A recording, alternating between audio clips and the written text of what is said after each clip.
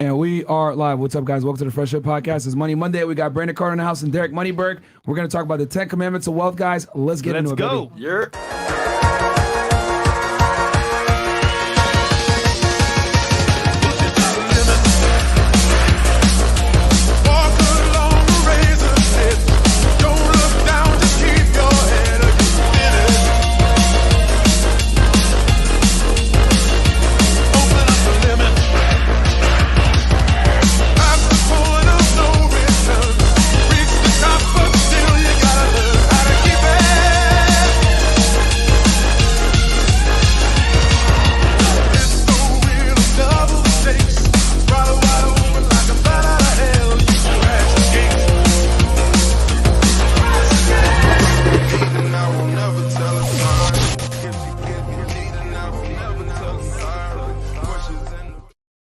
We are back, guys. What's up, man? Welcome to the FreshandFit Podcast. I know you guys probably missed us. It's been a few days since we've been on air. We were in Dallas, Texas, man. Yeah, we're in Dallas, Texas, man. So quick announcement, guys. Patreon.com/FreshFit. We're going to have our Zoom call tomorrow on the 31st. Finally, it's probably going to be at 6 or 7 p.m. Eastern Standard Time, all right, guys? So check us out over there. Also, check us out on Spotify, Google, and Apple Podcasts, every single platform you listen to podcasts. We're there. Chris is uploading podcasts on there for y'all every single day, pretty much now, between Monday through Friday. So check us out over there, guys, if you like the audio version better. And we go to pretty much anchor.fm/freshfit, guys. Anchor.fm/freshfit. That'll take you to whatever destination you like to listen to, whether it's Apple or Spotify or Google or one of the small ones like Smallcast. Guys, yeah, I think Smallcast. Get the merch, man. Yeah, FreshandFitPodcast.com. Get the shirts, and of course, get the, for example, Punisher shirts, because guess what? We were in tough times earlier in Dallas, man. And I'll address that here in a second. But also check out our other YouTube channel, guys, FreshandFit Clips, where we put the best parts of the podcast right there in the Clips channel. You might not have time to watch a full-on podcast, so check out the Clips channel. Also, check out our other YouTube channel, FreshandFit Shorts, guys, for bite-sized segments because we're banned off TikTok. And then check out Fresh's vlog channel. Guys, if you want to know what happened behind the scenes in Dallas, check out the vlog channel. Got the full video there, the meetup, the robbery, everything that happened on the vlog channel. And let me just say, we're good. We're still here in the flesh. Thank God for that, man. And we got this, man. We still have all our stuff. I mean, those were the worst criminals ever. They broke in. My AirPod Pro Max was there. AirPods were there. Apple Watch wealth out over $1,000 in technology, and they didn't take any of it. Maybe they wasn't trying to take that, man. I guess not. They wanted jewelry. Maybe they want some booty, man. Stupid. You wasn't there. Maybe. Who knows? Maybe that's what they was really after. Tickle. Like, you know what I'm saying? Yeah, booty bandits. Yeah, maybe they had sex. How many guys can say they had sex with Fresh CEO? No, that was a real question. Pause, nigga. They're trying to make history, man. Yeah. They're trying to be the first. Those robbers definitely. Because we still have all of our stuff. So we had a Nintendo Switch in there. There were TVs. They didn't take any of it. They wanted ass. Yeah. That's what they wanted, man. Assets. Yo, they wanted assets. Yeah. Good joke. What? But anyway, and then also, guys, check out my other YouTube channel. It's called FED 1811, guys. On there, I break down criminal cases. I literally just did an episode just now, right before this. Brandon's dead in the back. Let's get serious. I literally just did an episode right before this one where I broke down my first day on duty, guys. I had 3 cases come on the first day. And it was crazy. I broke down each one, and we looked at the court documents. So go check it out, FED 1811. Don't do it right now. Check it out after this podcast. We're going to teach you guys how to be recession-proof with the stuff that's going on, because we got a lot of bullshit going on. But without further ado, man, we got 2 special guests in the house. Brandon Carter and Derek Moneyberg. So you're new to, you've never been on the show before, man. We know who you are. We love your content. Can you introduce yourself to the people? Call me Derek Moneyberg. I have my clients. I don't have regular clients. I don't have it's not for ordinary people, but the people that come to get help from me, they're already doing well at something, and they want more help. They know that they're not living up to their full potential financially. So they'd like some help with entrepreneurship. They'd like to be able to, fire their boss. I'd say that's probably a good summary statement, that they like the opportunity to be able to fire their boss and be their own boss and build something of their own. And then later to learn how to invest that entrepreneurial income into investments, and primarily investments in real estate and global market assets like the stock market. Awesome. All right. And we're going to be talking about 10 Commandments of Wealth, guys, on today's episode. We're going to talk about the current state of the market, and then we're going to talk about the 10 Commandments. But we got another special guest in the house. No stranger to the show. Tell him once again, brother. This guy. I'm back. If you haven't watched my other episodes where I've been on it, shame on you. Shame on you. True. You know what I'm saying? But I'm glad you've redeemed yourself today. It's an excellent opportunity for you to not fuck up the rest of your life. like you have up to this point. But I'm Brandon Carter, man. I used to be really famous on YouTube. Then I stopped posting 2 years for no reason. You know what I'm saying? No reason, just because, fuck it. And I go by King Keto on Instagram, several multiple 7-figure businesses, friends of the show. And this I'm glad to be here with my boy Moneyberg, man, because like he said, I was doing really good in business, making a lot of M's, getting it popping, but I was doing like no investments until like Moneyberg kind of showed me how to taught me about the stock market and help me really multiply the money I was already getting. So I've seen some of those ones on Instagram, man. Come on, man. Like making quite a bit of money on the stock market based off the information that Derek gave you. So we're gonna give some of that sauce. Yeah, and we've been friends for a long time, even before that, so it's just he's one of the smartest dudes I know when it comes to the acquisition of capital. You know what I'm saying? He's someone that we've always like bounced ideas off each other and helped each other out in that regard with different things. Like we speeches together around the world. I was speaking his events, he's speaking my events, and we just been boys for like I don't know how long, almost a decade, about 8 years. 8 years, something like that. Yeah, and so it's cool that he's on y'all platform, man, talking about his new program, man, the 10 Commandments of Wealth, which I'm actually teaching one of the commandments. It's true, which is beautiful. You know what I'm saying? What's your favorite one? It's the one I'm teaching. Of course. So real quick, we got like should I read the chats, Chris, or no? Okay, so what we'll do. I'm just kidding. I love y'all. I love y'all. So what we'll do is so what's the, because right now with the stock market, right, it's been 7 weeks down. Cryptocurrency has been crashing. The current state. Things have been going crazy. So Derek, you're an expert in the market. What's your analysis of what's going on and what's your take on things? Yeah, I can give bullet points about it, but the thing is the way that you have a deep expertise in your areas of success, or Brandon has in his area, that I spent 35 years thinking about business. Yeah, I made my first entrepreneurial money when I was 7. I had my first rental properties when I was 19, and I was making investments in the stock markets in my later 20s. So it's easy for me to give some bullet points, but if you don't understand how the pieces fit together, I wouldn't call that actionable information. So if you don't really understand how the market works and how economics works, then I wouldn't tell you to take advice on that information unless you're very comfortable. But I think currently it's kind of unprecedented, and it is unprecedented in our lifetime that it's been 90 years since the market's had 7 weeks in a row down. And a lot of people, there's a lot of wealth evaporated, literally trillions of dollars. It's about $7 trillion down in that 7 weeks time. Damn. So, and people will say, oh, that's because of all the money printing and all the federal stimulus. So, the Federal Reserve Bank expanding their balance sheet, et cetera. Well, they only put about 5.4 trillion in new money out there. The market's down 7 fucking trillion. So it's more money than they added that is evaporated in that 7 weeks time. So I think a lot of people are scared. There's a lot of concerns about serious recession next year. That if that happens, people are going to lose their jobs. If you look at the housing market, I know that you know a lot about housing, and you're developing a nice real estate portfolio yourself.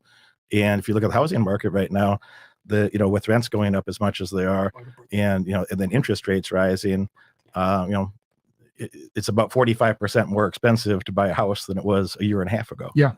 Because that extra 2% interest compounded over a 30-year amortization and 30-year loan. Yeah, we're up to well over 6% now. Yeah. So and you're paying a lot of money. I have closing on a property this upcoming Wednesday in a couple of days, and I'm happy to have that locked in. But I only have a 5-year rate for 4.25%. It's not a 30-year fixed, because I'm getting 4.25%. Yeah. Yeah. Nice, smart. Mm-hmm.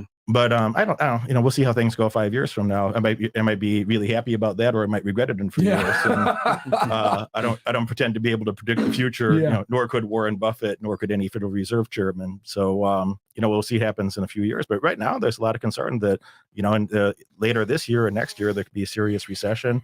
And if that happens, you're going to have a lot of job losses. You're going to have at the same time where inflation is quite high, and they're not, the Federal Reserve Bank's not in a position to back off and lower interest rates, which would be their normal go-to mechanism. Yeah. So, that means people are going to be paying higher prices for things and not have the same income. And that's a very scary place for a lot of people. Yeah. Wow. Yeah. And I think that's a great point that you made, as far as if they spike interest rates too high, it's going to mess everything up. So it's like they're not really in a position to really want to increase the rates because we know what happens when they increase the rates. But at the same time, inflation is eating up and wages aren't necessarily going up. So yeah, it's a very difficult place to be in, man. It's a really difficult place to be in. As the average person, how can they kind of combat this? Because obviously speaking, it's kind of scary. You don't know what's going to happen, and as a result, it might go up in interest rates, or I think the average person is screwed, right? You know what I'm saying? He's kind of fucked. The average person was already fucked though, because if you statistically, the average American only has less than $1,000 in their bank account. You know what I'm saying? Just think about that. Think about the level of desperation they're going to be in if shit really hits the fan. If they're already currently struggling. So I think the aspiration and what we want to talk to y'all about today is how y'all can be above average, right? So you can actually weather this storm that's that we're in the midst of, in the storm that's brewing, that's on the horizon. That's what I was saying. And not only weather it, but benefit from it. Come on, man. How much money do we make when there's a good economic turmoil? Oh man, so here's I don't know. Listen, I'm gonna say it, but like years, I've known Derek for almost a decade, and every time we would link up, I was like, "Man, what's going on, man?" He's like, "Oh man, you know what it is, man. Just waiting for the next recession." Because there's a lot of money to be made if you're in the right position. Yeah, you know what I'm saying. A lot of wealth to be gained, and that's basically what the 10 Commandments of wealth is about. And that's why I think it's important that people start learning these things. They're not suggestions. Yeah, and I wrote down these things, and these are things that I didn't even think about. Like I was like, "Holy crap!" Okay, and I don't even know. I know what they are, but I don't even know the details, which Derek's going to expand on each one. Before we get into the first one, I'll read some of these chats real fast. We got Leon VRP. Derek is a straight up G. I worked with him in Paris a few years ago. Man has the strongest frame I've personally witnessed and speaks unfiltered in a way only akin to F&F. Thanks, bruv, and great to see you in here. And that's all there from Europe. Shout out to you, my friend. Shout out to Leon. What up, Leon? Kelton Sanderson, $10. Thank you so much. Edgar Remove, misspelled y'all F&F. We up. Thank you so much. $2. Miss y'all. Sorry. And then we got Myron Jr. Glad you're safe, Dad. His uncle Brandon. Hi, Uncle Brandon. Okay, thank you, you fucking asshole. CJ Miller. What up, guys? $20. I don't have a son. And then we got Kelton Sanderson, $10. Shout out to these guys for always keeping their masculine frame when dealing with bad mentalities. Stay up with a clear mind. Thank you so much. And then $2 from Citrus the King. Anyone that needs an LV bag, hit me up. Dallas area only. You can have it, bro. You can have it, brother. That's the bag. That's all they got, bro. Smart ass social media Inc. $1. Thank you so much. So last one. And the last one is the Patriarchy Strikes Back. Shout out to him, guys. Go subscribe to his YouTube channel. He was there at the Dallas. Yeah, he was. Shout out to him, man. Shout out to you, bro. The Patriarchy Strikes Back. He's been canceled everywhere. So go ahead and check him out. But going on to the segueing into the next one. With as far as like the 10 Commandments of wealth, the first one is going to be negotiations, and I'll turn it over to Derek to take it from here. You don't get what you want in life. You don't get what you daydream about. You're going to get what you negotiate for. You're not going to get what you want. You're not going to get what you think you deserve in the back of your mind. You're going to get what you negotiate for. So a person who is not mindful of how to communicate well and how to negotiate well, you by definition you're going to have to settle for less. And I had a grandfather, which was a blue collar, middle class construction guy. He was like a union construction worker. And I remember being about 11, 12 years old in the back of his 1991 Buick Century. And he'd always say this middle class wisdom of well, sometimes kids, you just have to learn to do without. And I always thought, like, in the back of my mind, I'm like, what? Like, it takes effort to learn something new. Like you have to kind of beat yourself up or make yourself learn something to readjust your neural pathways in anything new you want to learn. And I thought, no, I should learn to do with more. If I'm going to make the effort to learn, I should learn to do with more, not learn to do without. So if you want to have maximum outcomes, if you want to be a maximum wage earner, if you want to learn to do with more, you're going to have to negotiate. And negotiation don't mean like being a tough guy or you did a lot of real estate deals, so you understand that, and numerous other business things. So you understand that a lot of negotiation is being a good communicator and allowing someone, making sure that your counterparty gets what they would like to have in life, that they're satisfied, so they can give you what you want too. So a lot of negotiation is, maximizing your own value, seeing opportunities that your counterparty might not see, and finding a way for them that it's a win-win. And you might be winning disproportionately more.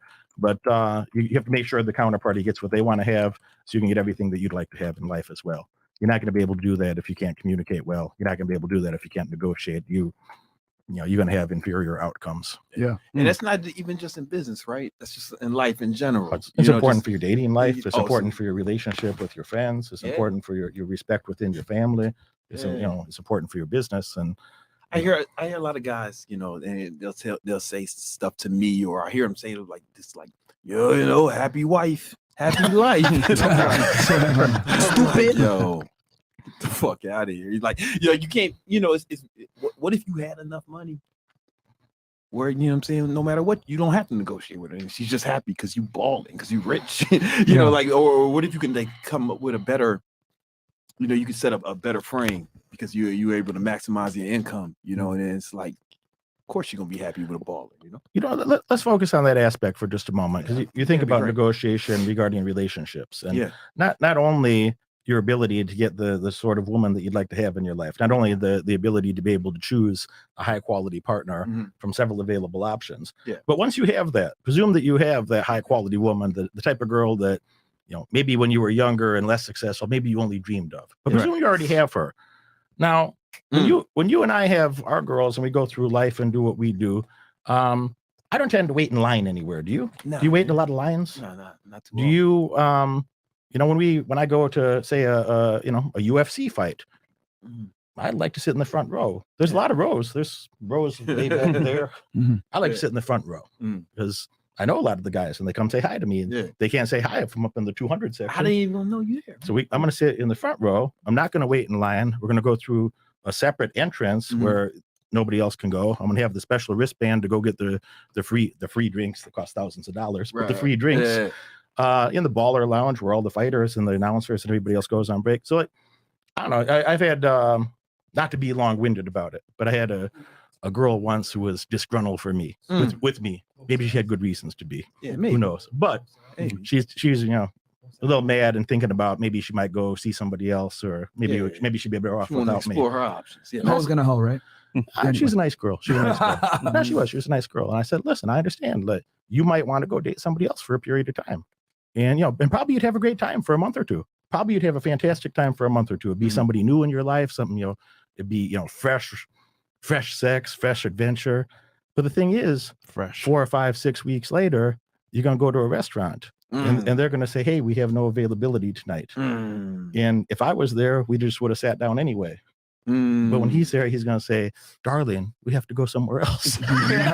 and that's where the problem's going to come in is, maybe then he's going to hit a deer with his car, or some other little, minor tragedy is going to come up in life, and you're going to see him panic and get himself worked up. Well, he won't know what to do. Won't know what to do. You're going to have to tell him what to do. Yeah. And it's going to be that moment about the second or third time that, you wouldn't have to think about that shit if you were with me. With a G. This is what she's going to think. She might think. I would imagine. She probably would think that too. But the part that I mentioned to her is it's going to be at that moment that you realize, oh my God, I've become a lesbian. I've been fucking a bitch. I had a G, as Brandon would say, in my life, and now I've become a lesbian. And I'm spending my time with a bitch, and I'm going to be with somebody else. And time went by, and that boat sailed. So, is it really going to be that easy to go find? So, hey, if you can negotiate for more in life, you're going to have higher quality romantic partners, more of them, higher quality ones, happier to dance to your music. You're going to have a lot better options in life, not just financially. Yeah. And really setting yourself apart, like we're going to talk about today, like Derek talks about how to do in the 10 Commandments of Wealth. Like if you really set yourself apart, then you can let her go. If she starts out here tripping, if she's out here tripping, you can let her go and be all right. Like I don't watch a lot of movies, but I saw the new Batman movie at the over the weekend. And the best part is at the end.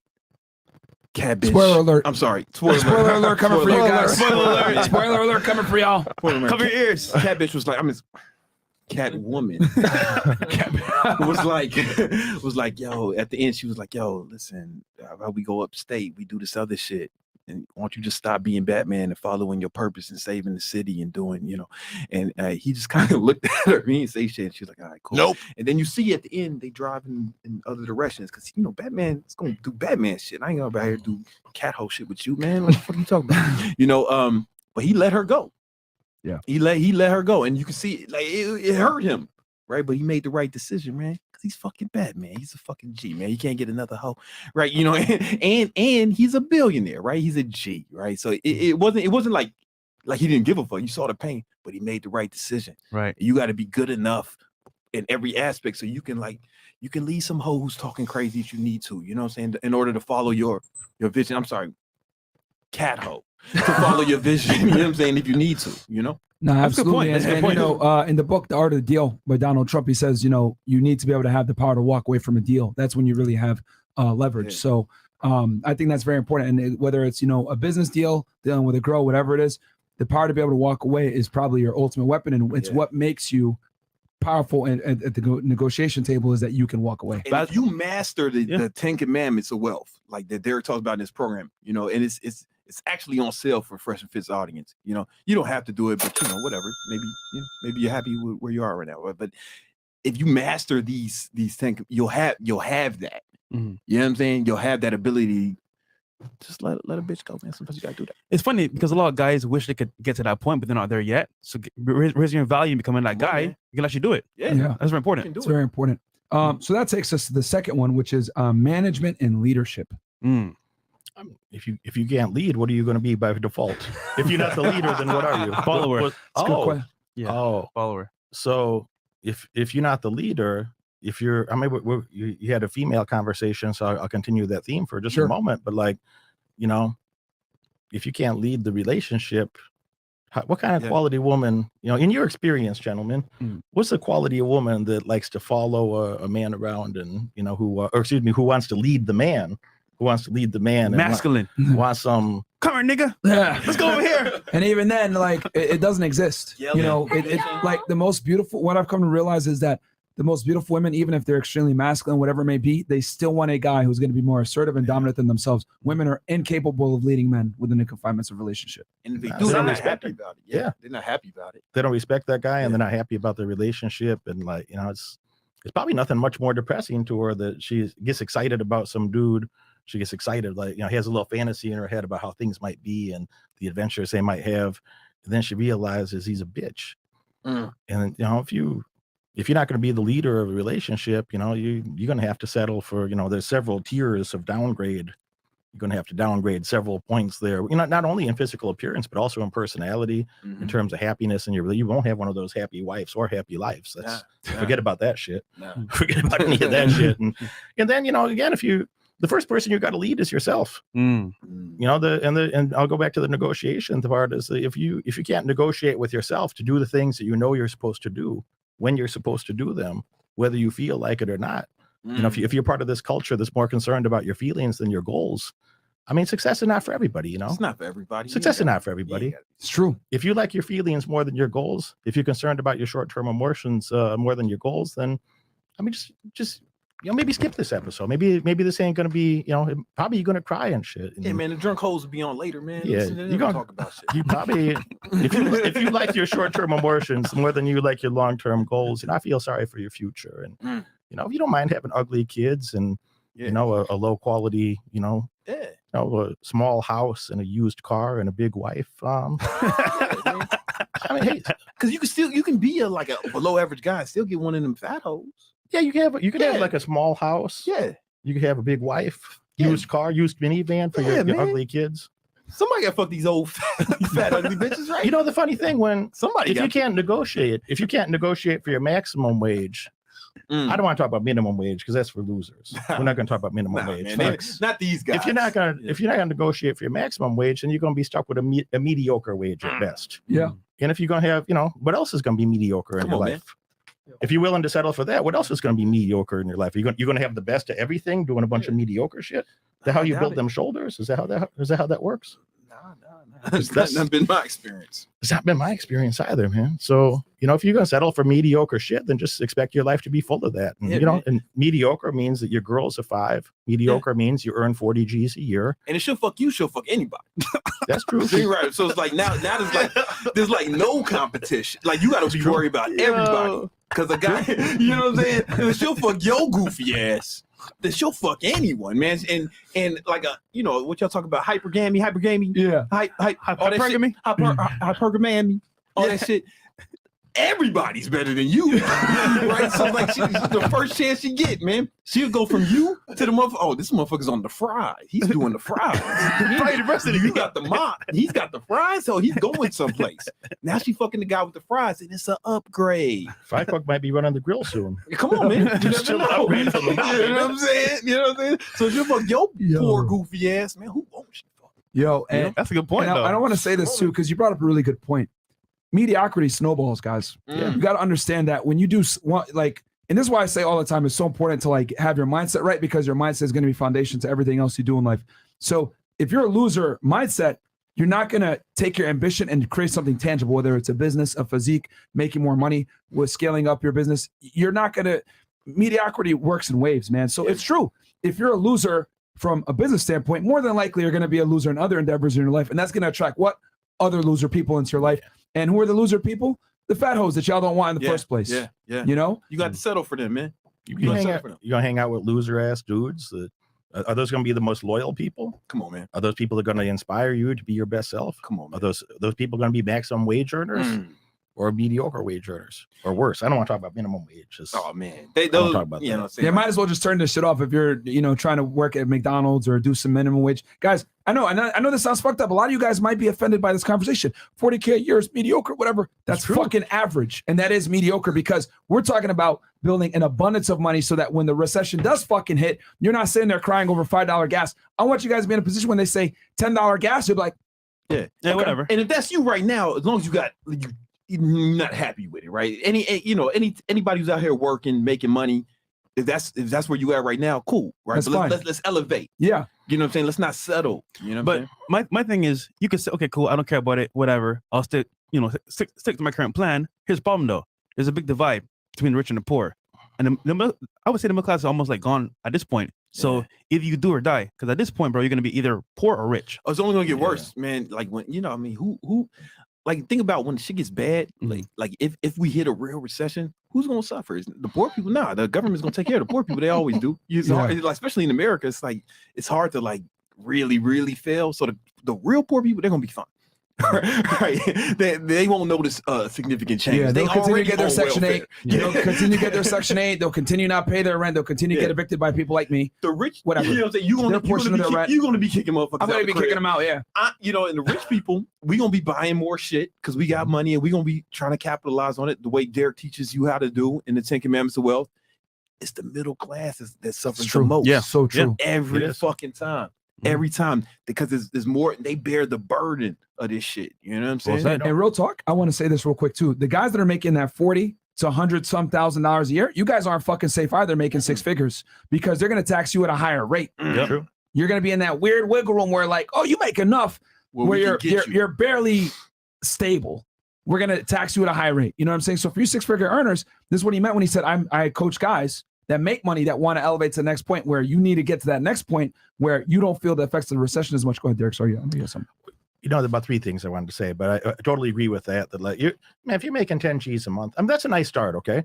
Like I grew up poor. Solid start. I grew up poor. My father was in prison 15 years for drug trafficking.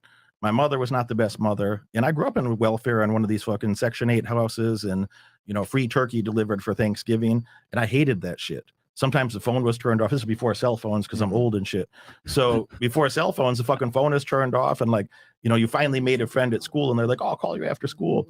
I'm like, oh, you can't. My fucking parents are bums and didn't pay the fucking phone bill, And that's painful when you're a kid, So Damn. I really hated that. And that got me very excited about entrepreneurship, that I was thinking about how to make money at an early age. And I saw my father go to prison and I was around a lot of other, those sort of people. And, I didn't want to have that as my outcome as an adult. So I wanted to learn how to make legal money and significant amounts of it. I heard the comment you made a few minutes ago about $5 gas. Well, gas is pushing $8 on the West Coast right now. And, when I get in my Maybach today and I don't go to the gas station because my driver does that for me, but we laugh about it. They're like, I don't give a fuck if there's $10 gas. Because I own a bunch of oil and gas companies. Come on, let's go. Let's go. I don't care if it costs $400 to fill the tank in my fucking Maybach, because that means I'm gonna make $4 or $5, $6 more million in my oil and gas companies in the stock market. Come on. So it ain't gonna hurt my feelings if oil prices go up. Like, I hope they do. Let's get them up, man. Let's get them way up. Let's get $10. You know, because you have to use my infrastructure. If you want to cook dinner on a natural gas stove, you got to use my infrastructure. If it remains popular to heat your home in the Northeast, they got to use my oil and gas pipelines to get the gas there. Talk about it. If it remains popular for you to drive anywhere or get your Amazon delivery, they're going to use fuel that goes through my pipelines. Come on, man. And I'm going to get paid. Get So I'm fine by that. But you know, you should care. You should care that, like, if you're not where you want to be financially, I don't know why you're chilling. There's no reason to be chill. Like, chill don't pay the bills. You know, did you accomplish the things that you folks have in life because you were chilling? You were just complacent and chilling, or not chilling even now? No, not like These two are some of the hardest working guys I know. You know, and they doing better than most people, right? So when I see people chilling, or like that movie was the only movie I watched in maybe 2 years when I talked about the Batman shit. You know, it's like, nah, man. When I was broke, I was. Like I told him the story, man. When I was never broke. Let me rephrase that. I struggled financially, but I didn't allow myself to be broke because it's a choice, right? I worked 4 different jobs. You know what I'm saying? I woke up at 4, trained people, then worked security at the product store. Then after that, worked for a fucking my boy's moving company. And on the weekends, I trained people and managed the restaurant on the weekends. You know, so I'm working like 12, 14-hour days, 7 days a week for like years, right? Because I just refuse to be broke. Being broke is a choice. I want to say this too real fast. At the end of last year, I touched my first $1 million. Come on. And I want to tell you guys something. I still don't feel fucking comfortable. Nah. Like, if anything, all I was like, yo, I need to make more money. I'm looking at the stock market. I'm looking at crypto. Yeah. I'm looking at real estate. I'm like, I need to make more money because, guys, you need to be at a point. And I love what Derek just said just now. I don't give a fuck if gas goes up because I'm all over the place. I have asset diversification. If one market goes down, it doesn't fucking matter. I'm going to make money on it regardless. He's impenetrable financially now. Things go crazy. Food shortage, gas, whatever it may be. He already has enough capital where it's like, I'm making money on this stuff. Let's go. Right? When I always say, when there's blood in the streets, it's time to eat. And the people that are smart make themselves impenetrable to financial crises with being diversified in different asset classes. And that's where you guys want to be. And me hitting my first $1 million, that's not enough. If you guys are out here and you're making $100,000, $2 million, I don't give a fuck. You need to still be out there grinding and get to a point where you're diversified, where no matter what fucking happens, you're going to be okay. But hard work is not enough. Real quick, I'm sorry, Fresh. I know you want to say something, my fault, man. But hard work is not enough, right? Because like when I got a place here in Miami, but I also got a penthouse in Manhattan, Upper West Side. And every time it rains real hard, I'm looking at my window, and I work, you know, my desk is in front of a window, and I see the super come out from the fire escape, and he starts in the fucking rain, and he has to lift up this thing and get the leaves out of the gutter. I guess if that shit gets clogged up, the people under me, something happens to it. Listen, I don't know what it's like to not live in a penthouse. I don't know what happens. Some bad happens to motherfuckers who don't have penthouses. I don't remember what that's like. I'm so far removed. But I look at him doing that shit, and I'm thinking, man, he's working significantly harder than me. What's the difference between him and how come I'm living in the penthouse and he's cleaning this motherfucker, right? Because hard work is not enough, right? I know some things. The only difference is I know some things that he doesn't know. He doesn't know. And that's what the 10 Commandments of wealth is all about, right? Because you can just work hard and still be fucking broke. The super works hard as fuck. The motherfucker cleaning around this building they probably work hard as fuck, right? But, you know, you guys are making significantly more money, right? You wake up at 4 a.m, motherfucking garbage men up early as fuck, throwing garbage around and shit, you know? They working hard, man. They're hardworking people. So I respect it, but they'll never be financially free or wealthy because they don't know the things they're not working hard on the right things. And that's why, you know what I'm saying, I'm so happy Derek put together, because his normal programs cost like so much money. I don't even want to talk about it here, but he streamlined this one, the 10 Commandments of Wealth. So so it's more accessible to more people. Yeah. You know what I'm saying? And y'all, there's even a discount for Fresh and Fit fucking watchers. Yeah. You know? Brandon asked me to, you know, he's been on your show several times. He's like, man, you got to come on the show. You got to meet these guys. You got to meet these guys. And as soon as we talked on the phone, I knew, I'm like, we're going to get along just fine. We're going to do good together. But Brandon asked me, like, what's the biggest discount that you can give for the Fresh and Fit audience? And I'm, like, man, the thing, we had a promotion, the promotion's not there. The program's $2,497, $2,497. And Brandon's like, no, you got to do this for my guys. You got to do this for my guys and their people. So I agreed to change that price for this show, not forever, for this show. I agreed to discount that to $1,000, which is like 60% off the normal price of that. So you'd have the same opportunity that my normal clients, when I launched the program's lowest price I ever sold it for, to my best clients, it's the lowest price I'm ever going to sell it for.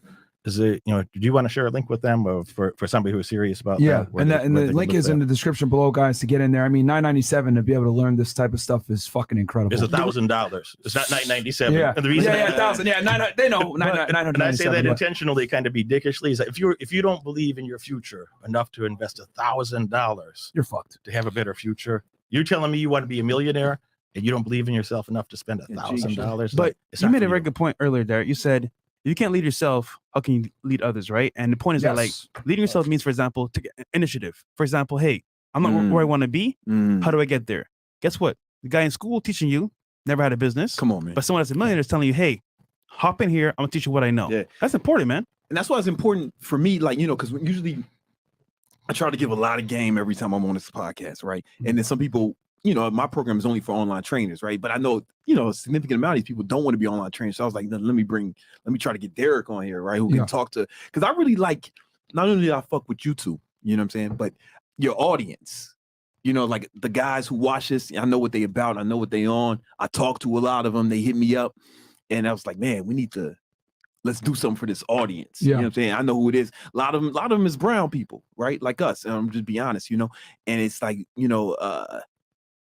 man, I care about this audience. Yeah. The white ones too. I fuck with y'all. You know what I'm saying? No, but it's just like, this is all the mindset of the people who watch Fresh and Fit, right? These are guys who are like serious about taking it to the next level, who are serious about being better, being not only high value, but the highest value that they can be. I know that's them. And that's why I love to come here. And I try to give so much game for free every time I come. What's up? When I came on with you, I spent $5,000. When I called you, I was ready to go. You didn't have to pitch me. I said, no, I'm ready. I'm ready. I just took initiative, guys. And from Brandon's coaching, I was able to build up my fitness empire while simultaneously being a federal agent, making that money. And then I was able to take that money, right, and save it and invest into this podcast, which is how I was able to springboard everything that I was doing to get into real estate, everything else like that. But it started with a $5,000 investment with Brandon. I called him. I said, I'm ready to make it happen because I had to get my government stuff situated where, outside employment, got it approved. Once I got it approved, called him the next day. I'm ready to do it. Okay, man, here's the thing. I was like, you don't got to pitch me. I'm ready. Just bam. Gave him the credit card number, signed up, took initiative right there. For $1,000, guys. I mean, for $5,000 with Brandon. For this, you're going to get in with $1,000, learn these tactics, learn how to, make money and protect yourself with the craziness that's about to come here soon. Come on, man. Good point. So we're on to number three, which is sales funnels. One of the fellas, if you just scroll on there, one of the fellas says, I can vouch for Derek. I just spent $5,000 on one of his mentoring programs. And, he's been through all three of them, I believe now, that, about real estate, about entrepreneurship, and about, stock market investment. And, I going back to what you said, I couldn't agree more. Brandon and I, anytime I asked him, like, hey man, come go to Australia with me. Hey, I'm going to England in 2 weeks. Come to England with me. Or if he asked me to come do something, like, it's always been an easy yes. Yeah. It's always been an easy yes. Since I known him almost a decade, 8 years. I don't know. We had mutual friends already. We trusted each other immediately, and things have always been good between us. And forever, he do a little bit more for me than I was doing for him. He never asked me for anything. I'd ask him and he'd say yes, and I'd ask him and he'd say yes. But I said, what can I do for you, man? What can I do for you, man? And you remember that finally, years later, 5-6 years later, the thing that you finally asked me to help you with? I said, man, the stock market. Yeah. We were by Columbus. Stock market. We were in a big ass penthouse by Columbus Circle in Manhattan, overlooking the park. And we're sitting on the couch. And he said, Moneyberg, you always ask me what you can help me with. Yeah. And so I need to understand the stock market shit. Yeah. And I went to him, right? Because you can't be arrogant about this shit, and you can't.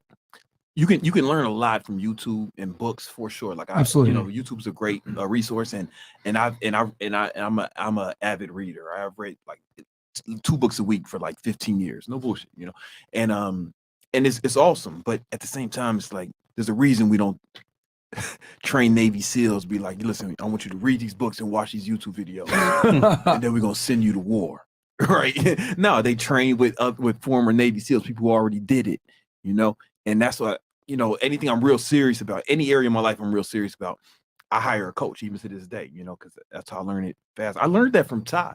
One of the things I got from like one of my boys, Ty Lopez, back in the day, and he would legit hire the best people in his field to help him whatever he's learned. And then I started doing that too. And I couldn't hire Derek, right, to just teach me one-on-one, right? Yeah, at the time. But you know, we had such a good friendship that I went to him, you know, I cashed in some favors. You know what I'm saying? And it worked out really well for me, man. I made a few million off that. So the next thing we're going to cover, so we covered negotiations, management / leadership. Next is sales funnels. Mr. Brandon Carter helped me with the sales funnel part of that. I teach that module in the 10 Commandments. You know what I'm saying? Yeah, because I've made a lot of money with sales funnels for myself, building different sales funnels and marketing funnels. Not only for myself, but there's a lot of influencers, people in the fitness industry who I've managed their careers. You know, like I don't want to say everyone's name because not everybody really wanted it out there like that. But my business, we would manage their careers and actually like run all their marketing campaigns, all their sales funnels, all that stuff. And it's a point that we really learned how to leverage. I don't know how deep y'all want to go into it, but we were able to leverage not only the structure of a sales funnel, but also the psychology of it, you know, and how you can lead people down a path where they feel comfortable spending a lot of money with you, because they can understand clearly the value of this. They can understand it, right? Like they literally make it an investment to a better future. I think a lot of people think of it negatively, like, oh man, you're tricking people into upselling them, but that's not the way to think about it. The way to think about it is like they actually want to learn these things. They just need to know that they need to trust that when they spend this money, it makes sense. They're gonna get value, equal or greater value in return. Yeah. And the only way not the only way, but one of the ways to do that is to gradually step them up. It's kind of like I always tell the story about the strip club. You know, like when you first get in, you know, you might get in and let's say you get it for free if you like me, but like maybe you get in, you go and what do you get the girl dollars and shit, right? And then who's she gonna go to when she comes off the stage? The guys who are giving them $, right? Mm-hmm. Then she gonna ask for a lap dance, right? How many who's she gonna go to? She's gonna go to the guy who's giving them the $. How much a lap dance costs go for in Miami, Fresh? Nigga, I don't know. All the time. I see you every week at Movie Trap. Listen, I'm a big fan of your Instagram. I live vicariously through. I live my fuck boy aspirations vicariously through you. Yeah. Right. So like you see Movie Trap all the time, man. You ain't never got to let dance not once. No. Not once. No. Okay. You really have. You really have. All right. No. You know what I do in the strip club? What do you do? You I go- toss money like a G. No, I go in there and I network. I got you. And then I'll get the girls the money to throw, but I never throw myself. I got you. All right, man. Well, listen. Right, let's just say I think probably 200 to 300. I believe right? It's roughly like around like $25 to $50, something like that. So per song. I was in Spearmint Rhino with my boy Brian. Mm-hmm. You know, white boy Brian. Shout out to him. He's still my man. He's head of my sales. White boy Brian. White boy Brian. That's his name. That's on his birth certificate. Which Brian killed his Twitch now. Yo, Twitch. Yeah, Twitch Twitch and Twitter. On here, y'all cut off the switch. Yeah, Twitch, man. See you on YouTube. Come to YouTube, man. Come on over to YouTube, guys. That's his name. White boy Brian. It's on his birth certificate. Sheesh. Like the video, guys. Go ahead. Anyway. So he sees this girl, right? You know what I'm saying? You see, she come come now to the stage, just cinnamon, you know, cinnamon spice. Her name's Cinnamon. And I'm assuming her parents named her that because she had the brown color hair, right? You know, and she comes to the stage and you know, she's, you know, Brian, man, he's like mesmerized. This is his first time at a strip club, you know. Wasn't my first time, to be honest with you. But he was taken aback by this woman's beauty, and he's giving her $. She twerking that thing in front of him, you know. And I ain't give her no $, you know. Smart. Yeah, man. She's white, And that's not a racist thing. That's not a racist thing. It's just not. That's not my preference. Like You don't I know, like white girls? that's not really my thing. I know.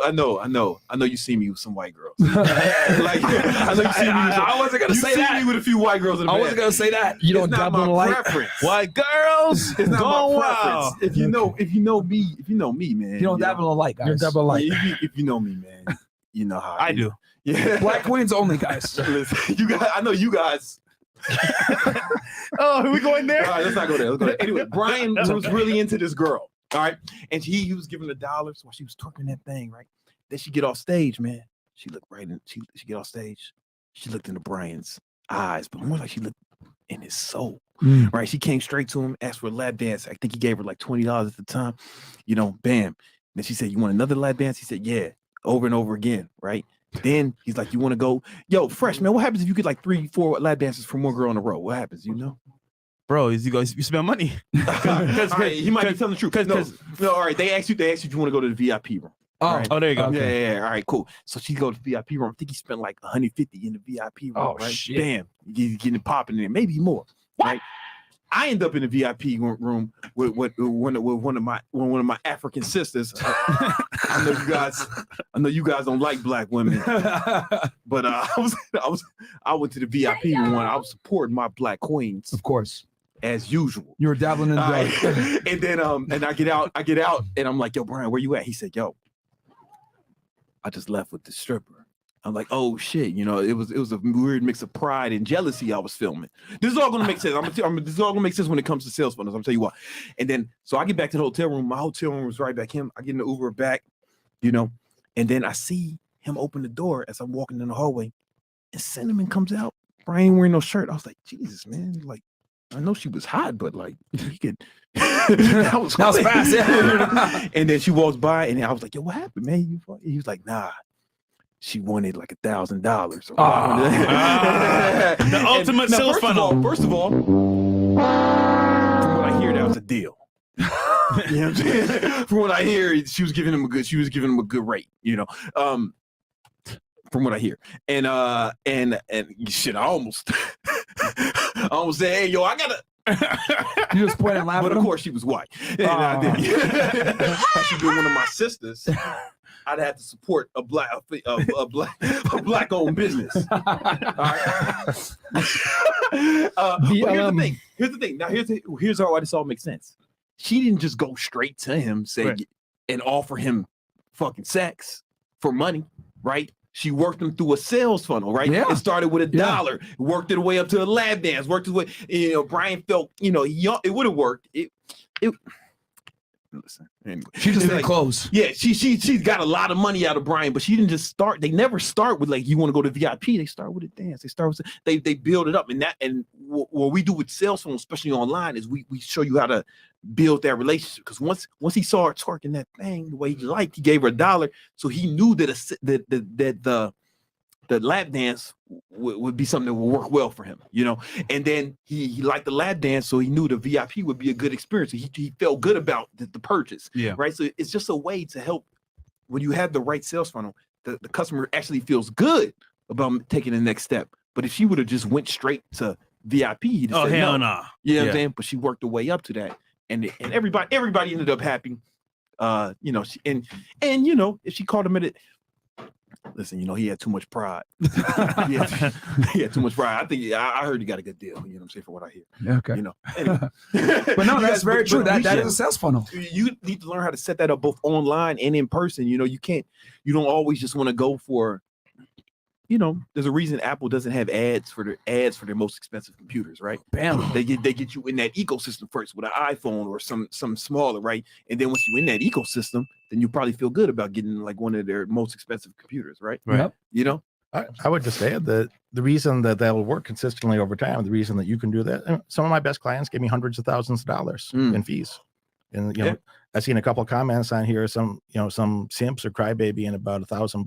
Like, you're trying $1,000, bro. I don't need your $1,000. Cool, we're gonna go to dinner. I must spend $1,000 fucking dollars on our dinner. I don't care about your $1,000.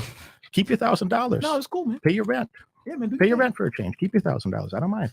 But why would someone give me hundreds of thousands of dollars? Why has that happened from many of my clients? Not several, but several dozen.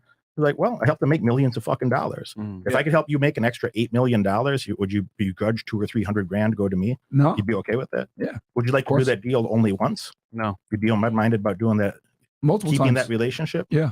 Yeah. So, that's not for everybody. It's not for everybody. Like, you're going to be a multimillionaire. Are you not going to have tens of millions of dollars in your lifetime? Yeah, definitely will. I was 29 when I had my first $1 million. A few days, I say this to myself to remind myself and make it painful. It was like 4 days after my 29th birthday, I had $1 million real net worth. Could I not have done that when I was 28 then?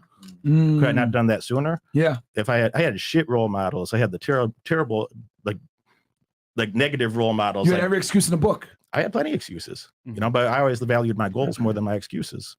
And then, another character on here said, Derek's fat. Good thing I'm not a fucking fitness model. Yeah, man. Would it be easier for me to lose 30 pounds or for you to gain 50 IQ points so you could catch up? So I take the 30 pound, no problem.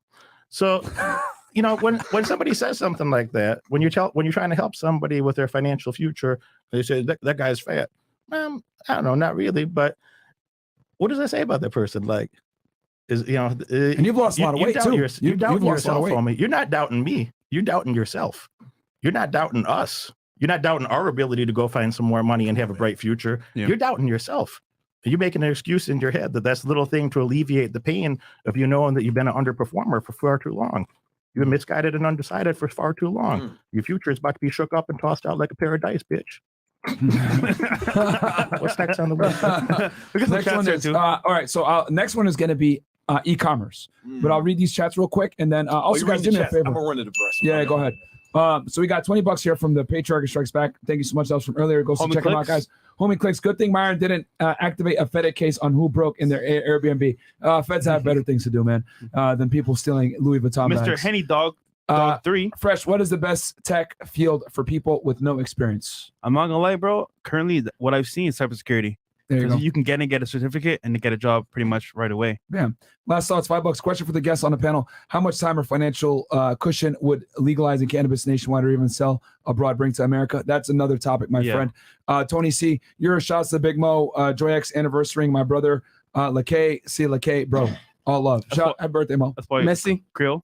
And then a bitch wants a man that walks like he got 10 inches, even if he don't. Absolutely. Matt got camera. I always love the talks about business. To be honest, the talks about money are more important than the ones about dating. Absolutely, because you ain't going to have a dating life if you don't get your shit together. But nobody cares, though. Like, Moneyberg is out here with baddies. You guys talk shit about, oh, he's ugly or money or he's fat. He's getting baddies. Why? Because he's confident. He's ambitious. He's built up an empire. Women will look past your looks if you have other things taken care of, guys. I'm telling you, bro. I do it every day. Hassan, the intern, $20. Nice to see you're doing good, Brandon. Congrats on the move to Miami. Appreciate the lesson for 2015. Where white boy Brian at? He still works on his team, guys. Zubiek Polzan, thank you so much. Zubiek Polzan, I was right. He's a trick. He leads with his wallet. He just confirmed it. What are you talking about? Okay, I don't know who he's talking about. I don't know either. Michael Meestroke, $5. Happy birthday, Big Mo. Cool. This is what it's all about: networking with some great guys and talking success. It ain't about always about girls. That's Fresh as BBC, bigger pocket, bigger, better confidence. And then, guys, from this point forward, we're only going to read 20 and up, just so that we can make sure that we get through the show because we still got a few other commandments to hit. And then we got some ladies on the way. Been working in construction for the past few years. Work my main job weekdays, do a side job afterward. Plus, I have a few clients I do work for every weekend. Going to start my own business soon. No pain, no gain. Keep up the good work, fellas. Good job, brother. Then we're talking about KZ Valor. And then we got the last two here, $20 from Mr. B Snorkel. Is the 1K just an initial investment to get started, or is it a full course? Only asking because I saw Pushman Mitch on his show, got his course, and it was kind of not as advertised. No disrespect to him. No, that's a full course. This is over 70 hours. It's about 75 hours of content in there. There's 10 commandments laid out that are the 10 things that if you do, I don't know how you would not make money. Yeah. If you do those 10 things, there's going to be some money and some more prosperity and more confidence in your future. But in addition to that, there's 20 interviews from clients of mine that some of them are starting off early and maybe they got a 40% raise at their job. Some of them already had a couple $1 million before the recession started in 2020, and they turned that into $8-10 million. So they increased their net worth substantially. There's a range of people there. In addition to that, I brought on 21 champion athletes, people like Kamaru Usman, people that are Hall of Fame athletes in the NFL, Hall of Fame athletes from the UFC, people that won multiple gold medals, like Paulo Ono, Kerry Walsh. This is a program for champions. It's a program that is made by champions. It features 21 champion athletes in it that were the best in the world at what they did. Marshall Faulk's in there, if you know Marshall Faulk. Riddick Bowe. It's not for everybody. No. It's for some. If you're doing well already, and it's a priority for you to get your life in order, to have the extra perks that come from that. As Myron said when he started off the show, there's a recession around the corner, and there's going to be another one about every 7 years on average. They get a bad recession, and then a couple bullbacks in between, and then another bad recession, and a couple bullbacks in between. If you don't understand how to read those tea leaves, there's no mysticism in it. It's all laid out for you. It's laid out in that list right there. It's the 10 commandments, not the 10 suggestions. If you go through those 10 things and you understand them well, you're very likely to profit from those circumstances. A person that knows 3 or 4 of those things, I feel sorry for your future. And I don't mean any disrespect when I say that. You're just not prepared to deal with it. You haven't done the work to deal with it and have the opportunities that you're going to benefit from, and that I'm going to benefit from, and that likely you gentlemen are going to benefit from. So the people that know what to do and I mean, you could say this from law enforcement, man. Yeah. The people that know what to do in an emergency situation, that could be the difference between life and death. For sure. Yeah, absolutely. A person's going to fall back on their training. And if you haven't trained during good times, and if you haven't built your war chest during good times, are you really prepared for an emergency? The more you sweat during peace, the less you bleed during war.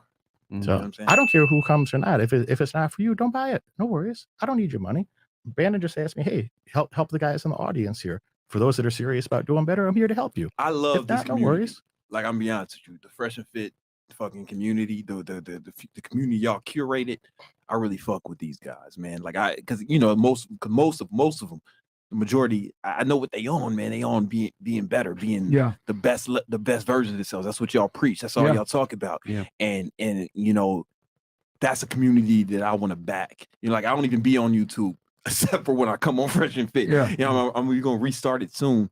But I come in here to kick it with y'all. But like to talk to these guys, like I care about this community and the people in it. You know what I'm saying? And a bunch of guys came up to us in Dallas and said, hey, we signed up for the program. I'm making more money, whatever it may be.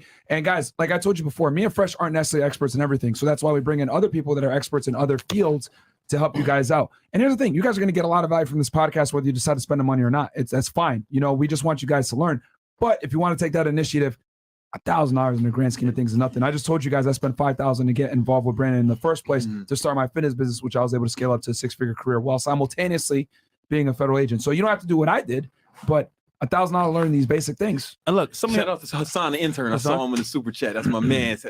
Some of y'all want to go out and party, get lit, spend money that way, and that's cool and all. Yeah. But if you're not financially sound or stable, what's the point? What are you celebrating? Yeah, man. Look, invest in yourself, bro. That's the best investment, because once you invest in yourself, bro, then you could have a stable foundation to do whatever you want to do. So that's very important, guys. Invest in yourself. And look, he's offering you a program where you can do it right now. So hop on it, man. I'm be honest with you, man. It ain't like that altruistic for like Derek. Like, he wants y'all to take this shit, make some more money, so y'all feel comfortable like paying him more. Like, once you've made some money with the shit he's teaching y'all, to go pay him some more.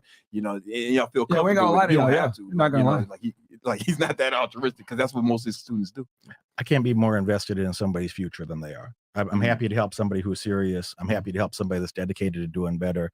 I was in a shitty spot as a kid, and that is the nicer or more altruistic part of my personality is that I grew up without a father in the household. I grew up on some of those welfare circumstances, and the number one thing I would have liked to have in my life at that moment was more guidance.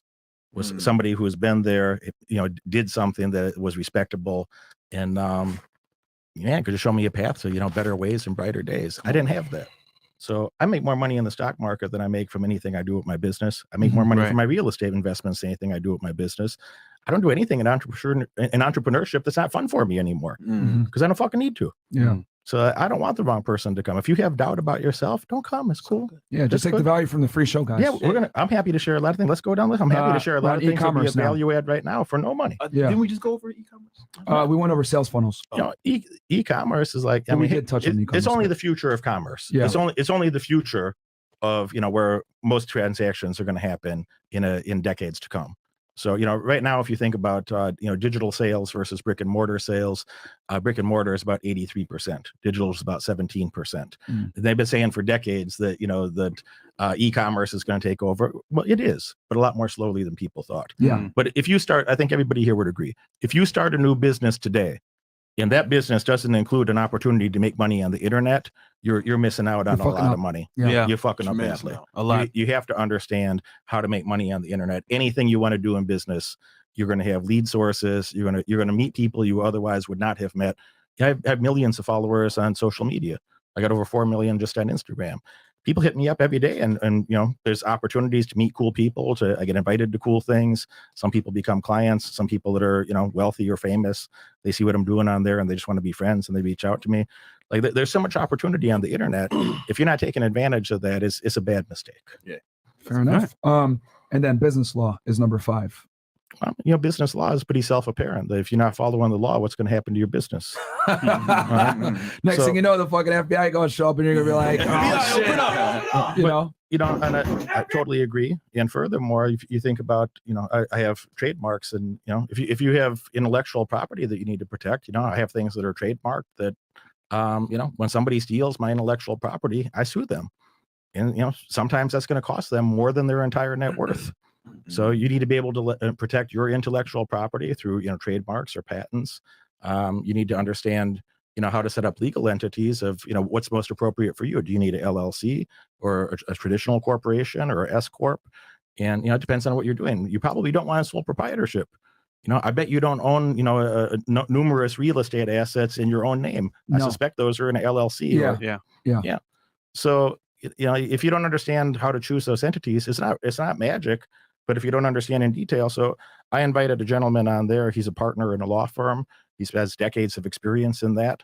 And, I spent 35 years on business. This guy spent over 20 years on law. And he's a partner in a major brand name law firm for a reason. So he knows intellectual property cold. He knows entity selection cold, and he's giving you guidance on how to protect your intellectual property, how to make sure you don't have unnecessary lawsuits, and how to make sure that your assets are protected. That when you make a lot of money, somebody's not going to take that from you, and in some bizarre way that maybe you didn't anticipate it, just because you didn't know any better. Not because you're a bad business person, not because you're a bad person. But a lot of people, if they don't know better, you're still responsible for bad outcomes sometimes, and it's underrated. Totally avoidable. Wow, totally that's something avoidable. that's so underrated that people don't really talk about. I mean, I could say, guys, just from me setting up my business in the proper way, I was able to save a shit ton of money on tax liability. Yep. Moving from an LLC to an S corp, right, while I was still employed with the government was critical because they would have taxed me twice. So, and little things like that is why you want to be able to know what the hell you're doing when it comes to, entity formations. Having a lawyer on your side makes things amazing. I got a lawyer for my real estate stuff, just like you were saying, where we set up LLCs for each property in itself, so that I'm not necessarily held responsible. If they try to come at me, they're going to come at the LLC. Versus, it's all about protecting yourself legally, guys, and that's great that that's in your course. Yeah. And something you said a bit ago about like education and mentorship. I spent 9 years in universities. I went to the #1 business school in our country. It's ranked #1 out of 416 when I was there.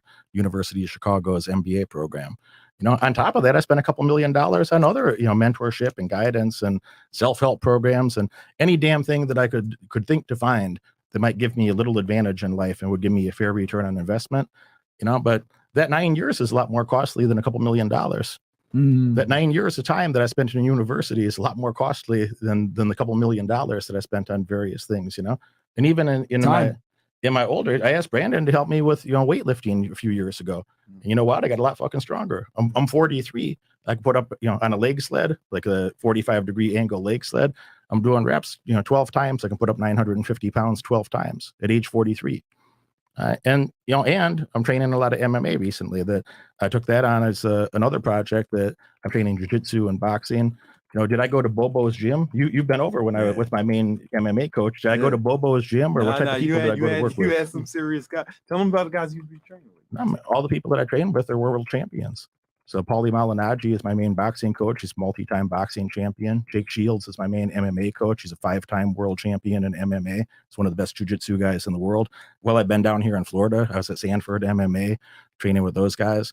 I was at the day after that, I was over at ATT, American Top Team, training with those guys. And, the people that are coming through, like, Chuck Liddell is over, Tito Ortiz is over, Mike Chandler is over, Derek Brunson was over a couple weeks ago. Hoist Gracie is coming over at the end of next month. So I don't do anything and I could say 10 more names, but for the time I won't. Yeah. I don't do something half-ass. So I want to go to the best people that are doing something. I want to learn from the best people that I can in any field I'm interested in. And a person that doesn't do that, I think they're going to be at a serious disadvantage. Yeah. I'm getting a blue belt in jiu-jitsu in like 7 months. That normally takes people 3 years. Yeah. And, if somebody doubts that as far as the quality of that, is that, oh, you're just giving those, you're paying those guys. So, well, I trained with Derek Brunson. I asked him, hey, put me through a blue belt checklist. And 2 hours later, he's like, yeah, that's legit. Frank Mir I was with last Saturday in Las Vegas. Frank Mir is a multi-time world champion. He has the most submissions in UFC heavyweight history. I said, hey, put me through a blue belt test. Like, what would you be looking for somebody that has that blue belt? 2 more hours later, he's like, yeah, that's legit. So I had 2 former world champions and a top ranked contender telling me, yeah, that's legit. So I don't give a fuck what some hater on the internet has to say about something. Yeah. You ever seen a hater doing better than you? Have you ever been hated on by somebody doing better than you? You know the funny part about haters, man? Well, tell me about they want to be you so bad, bro. Yeah, that's facts. That's really They're it. the biggest fans. Because they don't know, you know what it is? Either they don't know how to do it or they don't ask how to do it. That's pretty much it. So, or they rob. Or they rob. It's all good though. It's all good though. Or We got money to buy it back. It's the thing about hating on someone is it's typically it's a way for them to mitigate the feelings of inferiority that they feel when they see someone doing better. Yeah, when they see someone doing better themselves, because there's 2 ways to look at it. You can be like, oh, listen, oh man, this person is actually doing better than me, so maybe I should, they're gonna feel something. Yeah. Right. So a defense mechanism is just hate. It's to try to push that person down or to try to, in your own mind, tell yourself or tell others, that they got it for some reason or it didn't, or whatever thing you can come up with to make it not hurt so bad. And it's funny too. People be like, oh, I hate him because he's this way or that way, or he's not what I think he should look like. Bro, it doesn't matter. He made it to that point. Come on, man. Whether he's in shape, not in shape, whether he's tall, that's more short, impressive. it's like, bro, you should be happy impressive. that someone that's not your goddess look, image made, because that means you can make it too. Yeah, exactly. And So- it's more impressive. Like if you see like let's say you see a short guy, dunk, right? And he's super short, that's more impressive than like a fucking 8 foot tall guy, right? Because he had to work hard. Man. And here's the thing. This is the reality of why haters really hate you. Mm.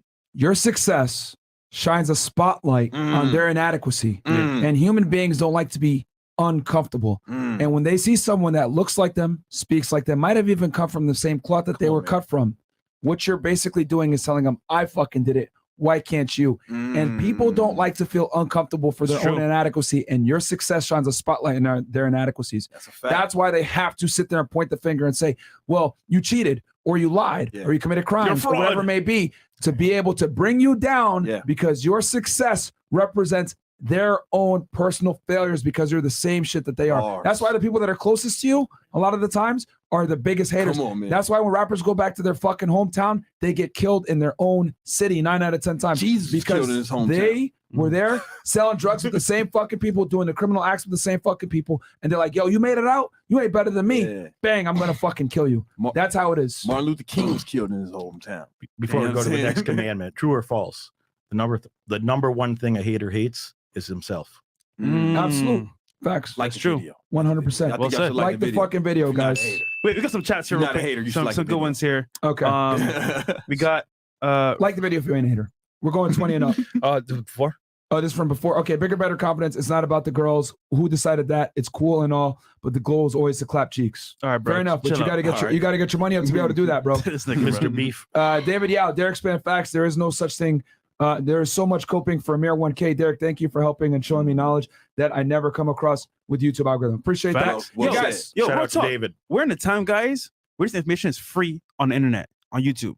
Back in the day, you didn't have YouTube at all to guide you. Bro, you guys are blessed, man, for real. yeah. And here's the thing. Y'all don't have to spend $1,000, man. Just get the free value from this and take it and go with it. And then if you want to invest and get, We'll take it more to the sauce, next level.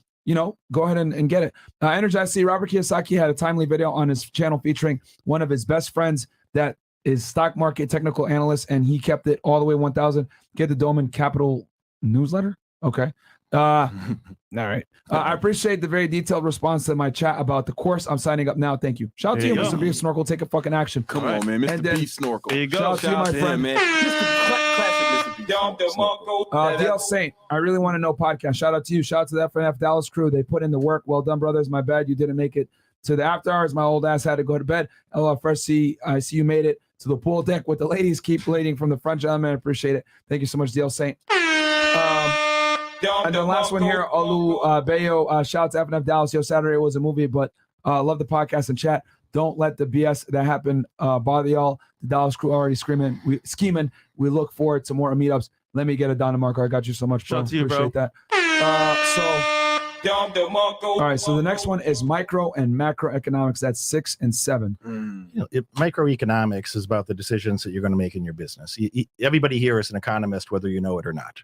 Everybody there is an economist, whether they know it or not. Some of them are better than others at making economic decisions. And the core of economics is just understanding that, you have scarce time and scarce other resources in the world. So you have your current financial situation. You have, so many hours in a day. Rich people, poor people, smart people, dumb people, they get 168 hours in a week. Come on, man. Not more, not less. And the people that manage that time and the people that manage their resources most efficiently, they're going to have the best outcomes. And they're going to have those outcomes consistently. That's a fact. So if you want to understand, for entrepreneurship, for instance, I think microeconomics is extremely important of like, where do you best allocate capital within your business to have the best return on investment? Yeah. And, relating that to macroeconomics, that's more about the global economy rather than small things. Microeconomics might be making decisions about who's the best, like a vendor to supply, food or something to, food or beverage vendor for your bar, for your restaurant, etc., or the best contractor that might be able to, help you with your rental properties or whatnot, or my rental properties. Macroeconomics applies more to the stock market. It'll help you with real estate as well. It's going to help you with real estate as well. What market should I buy in? Versus well, if you don't, we were talking about macroeconomics earlier when we were talking about when, interest rates go up 2% in a short period of time, they're likely to go up more. Yeah. I mean, that's going to have some very different effects on the economy. You're going to have a very different macroeconomic situation than we had just a few months ago. Yeah. At the beginning of this year. And, also related to the stock market. So, if you don't understand how global events or how central banking affects your financial future and, your personal banking, you're not going to be positioned very well to take advantage of those opportunities that person's they're not going to see opportunities that I would see or you guys would see. Yeah. And they're not going to have the confidence, even if they think they see something that was a great idea, they wouldn't have the confidence to follow through with it. Let me ask you a question. Is this a good example of understanding macroeconomics? And I want your take on this. Like, if you knew that interest rates were really high, right? And you knew we're going higher, right? And if you knew that inflation was going higher, and typically what I realized, from my studies is that, more speculative assets, they seem to go down in that sort of environment. Yeah. So maybe if you knew that and you saw that coming, then maybe you would have sucked and sold those NFTs and your bullshit coins before that shit happened when it was on the rise, and you wouldn't have lost. I know a guy, one of my friends, he's a money manager in New York, and he says he had a friend, he'd been trying to get him to sell his Luna coin, and he had $6 million in that before it went to zero. Damn. That dude's in the hospital now, right? But but think about it. If you had a good understanding of macroeconomics, you would know, okay, this environment may not be good for these speculative assets, right? The problem with a lot of this internet investing advice is people see the hot thing. Yeah. They see the thing's getting a lot of attention or clicks and views at that moment, and then more people pile in and more people pile in and more people pile in because they see it went up for a period of time, and they have a fear of missing out of like, oh, there's big returns and I missed that. Let me get in now before it's too late. And about the time that happens is already too late. Yeah. And then those speculations, if you don't really understand what you're investing in, you probably shouldn't do it. You probably should invest in your education before you invest what savings you do have into something that you don't actually understand. Because if you don't understand an asset, you're not going to understand under what circumstances it's going to perform well and under what circumstances it's going to perform poorly. And that's terrible. But also, you're not going to be able to evaluate other assets and understand, is this the best thing for me? Right. Is this the thing that would give me the best return, relative to the amount of risk involved? And it's not just maximum return. It's like, if you could get a 15% return consistently with a very low risk, we can make money for a long time. You might get 20%, and that's more than 15. But if there's a lot of risk that goes with that, you might go bankrupt instead. So you're saying it's not just the investment, it's also the environment in which you make the investment. Well, that's what macroeconomics is understanding how economics applies to a more macro level or a global environment versus microeconomics is more how it affects you personally or your small business personally. And I think that's such a great point that people need to understand. It's more important to understand how the engine works versus just buying the engine and hoping it's going to work. Because if something happens, you're able to fix it yourself, or more importantly, maneuver and figure out, do I need to sell this engine? Can I fix it myself? Is it worth it? And you're going to be able to maneuver better when you know what the hell is going on. And by the way, the person that teaches those 2 modules has a PhD in economics, and he runs the economics department at a prestigious university. So when you go in there, you can fact check that when you're in the program. But it's not Bobo's economic class. Yeah. It's, I went to the best economics university in our country at University of Chicago. I know quite a bit about economics. This fella has a PhD. I might have taken 10 or so classes in economics. He spent 10 or so years in economics, and he teaches it as a profession. Yeah. It's important. So it's also like, I went through like that module. Like I went through the whole thing, even though I teach a module in the course, right? Yeah. And it's like, that plus a bunch of other stuff that I studied, at the time it came out, I was, most of my speculative stuff, I sold. Like I had a bunch of crypto and a bunch of other stuff, and I sold it. You know what I'm saying? And I made some gains on it. But like, what if I would have held it? What if I didn't know that information? Like how much would that have cost me? If I didn't know, and I held on to all that speculative shit in this environment. You see how much like a lot of those companies in the NASDAQ that didn't even have earnings and shit. How much they went down over the last few months, or you see how all like. Basically all the crypto went down, right? NFTs are down 95%. Knowing how it's come about this year, 95%. You know what kind of wealth destruction that is for a lot of people. And that's why we told guys all the time, you need to be diversified. You need to have crypto, you need to have real estate, you need to have stock, you need to have everything. So and don't put all your money into one thing. You need to be more importantly to know what you're doing. Just to know what you're doing, not just buy shit because some asshole said buy it. It's not just the asset, it's not just the investment, it's the environment in which you make the investment. It's important. I hear you guys mention diversification a lot. And I'm not going to talk against that in general. I generally agree. When you get too carried away with a diversification, then you don't have a high concentration of the things that you like best. So there's even some Wall Street money managers that are, they're managing billions of dollars, and they think, they don't want to have more than 2 or 3% in one particular stock. And I think, all right, so just say 2.5% on average then. So that's minimum 40 stocks they have to have in that portfolio. And I think it's fucking crazy to have 40 stocks. And I think to myself, like, are you telling me that like your 10 favorite stocks, that you don't have more confidence in those than like stock number 38, 39, 40, stock number 55? Like, you really don't have more confidence in like 5 or 10 of those more than like number 50 that you picked. So I think that some people get carried away with diversification. That's a good point. And then you just own an index. And then you're back to getting mediocre returns. You just bought the fucking SPY. And when I say diversification, I mean as in like, have real estate, have crypto, have precious metals. But that's a good point, because I know guys in crypto, for example, right? We bring our crypto guys in. Too many people coins. Have like 100 different types of coins. Like, bro, like what the hell are y'all doing, man? That's already a high risk asset. And you want to put when you have a high risk asset like crypto, number one, I always tell guys, you really don't want to put more than like, they say in general 3%. I say under 10% of your net worth in crypto in general. Money that you don't need. Money that you don't need is an even better one, right? So like when a crypto crashes in the stocks, I'm cool. I don't give a shit. Most of my money is in real estate, and that's an asset class that I feel very comfortable in, that I'm very able to, if I need to sell or anything like that, I know what I'm doing in real estate. But with crypto and stocks, I don't know as much. So I go to the experts, right? And I put a fraction of my net worth in that as well. But I have experts that I can go to make things happen. So with crypto, I'm very safe. I got Bitcoin and Ethereum is most of my stuff, because I know it's going to come back up. But regardless, even if it went to zero tomorrow, I'll be okay, because it's not something that I have a lot of money in, and it's something that I don't have that much knowledge in. But you understand the risk. I understand the risk. You understand the risk because you've talked to enough experts. You study, and I don't have enough net worth in it. And you didn't just buy it just because someone said it. You did enough research to understand. But I get what they're saying though. For example, things that for sure are definite good investments, like for example, real estate, or maybe like crypto per se.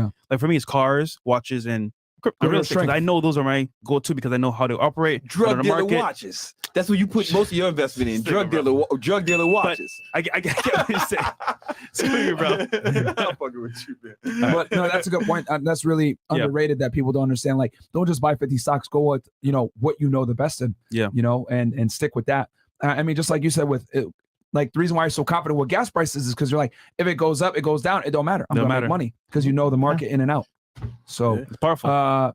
Cool. I'm just messing with you, Fresh. I got a drug dealer watch too. We both do. And we'll cover the. Oh, did you have anything else before we move on to the next one? On watches. I bought. I have a lot of nice watches. Come on, man. And I know you're known for your jewelry as well. Like there's things I bought from my jeweler that he's calling me back. A year or 2 years later, and buy back. And he's trying to pay me 40-50% more than I paid him for it. So which would negate his entire profit margin.